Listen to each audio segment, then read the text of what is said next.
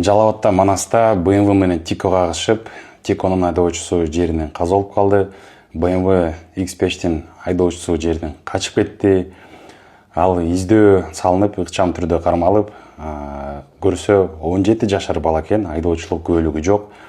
Машинасы жашы жете элек, машинаны башкарууга берип койушкан. Жеринен ДТП болгон жерден тескерисинче жардам бербестен Тиконун айдоочусун таштап качып кеткен. Тиконун айдоочусу 1980-жылкы жаран экен. Жакындарына көңүл айтабыз.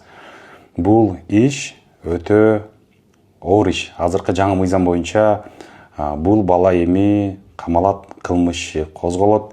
Бул балага пробация дагы жок, жеңилдетүү дагы жок. Встречный заявление жазып, ата-энеси алдына түшүп келген күндө дагы мурун билесиздер, ушундай квартира алып берип, акча берип, кечирим сураш, кечирип коюшу эле жөн эле.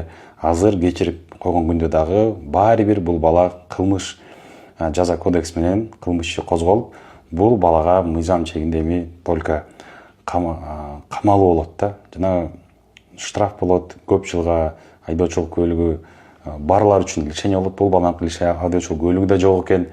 Ошон үчүн ата-энелер балдарыңыздарга машинаны берерин астында ойлонуңуздар.